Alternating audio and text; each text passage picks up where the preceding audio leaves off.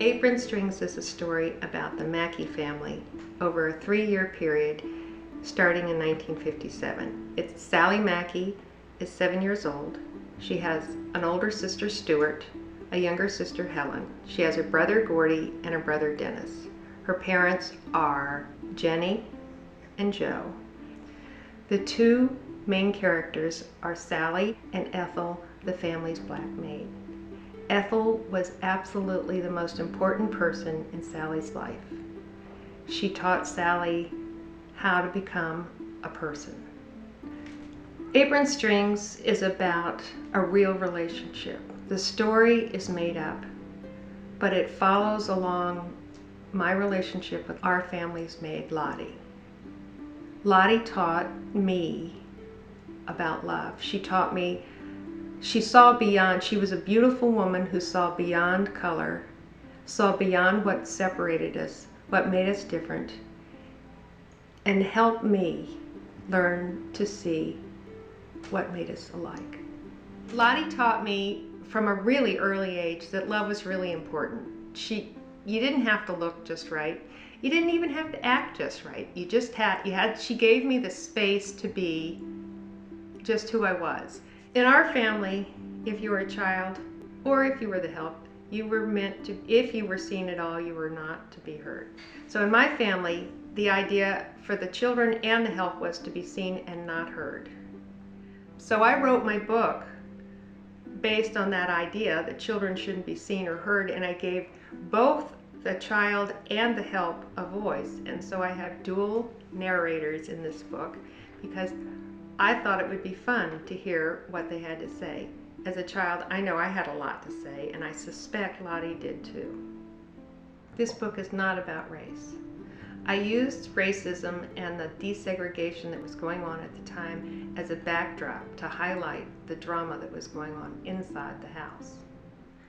Jenny, Sally's mother, the least likable character in the book, was a victim of her times. She had all kinds of traumatic things happen to her, and the major focus was to keep a happy face, to keep up appearances. In the 1950s, it was more important how you looked than what was actually going on in the household. You could be knee-crawling drunk, you could beat your children, you could beat your wife, and if nobody knew about it, or nobody had to deal with it, everything was just fine. There was a completely different set of circumstances. If your home was your castle, and what happened behind closed doors stayed behind closed doors. If your life is falling apart and you have to put on a happy face, that's a pretty hard place to be. And that was the way it was back then. Leave It to Beaver was a television show that really did express the times. It's really fascinating. June in the show was all about mild-mannered, beautiful June, and that's the way it was.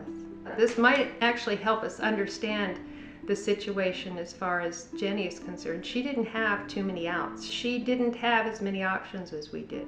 When I was a kid, they closed the schools down, and I thought that that would be an interesting perspective for Sally to comment on, since Sally has more opinions than most people her age. So I used that whole desegregation and the closing down of schools in a way to help Sally expose who she was as a character, so that Sally was able to comment on the silliness in her mind of what was going on, and in no way was I making any political statements. I wrote the story because Lottie was the most pivotal person in my life, and I really thought that it would make a fantastic story. Someone once told me that woman didn't love you. She was paid to look like she loved you. She was paid to pretend like she loved you, but she didn't love you. And I know that's not true. And I wrote this story for exactly that reason, because it's not true.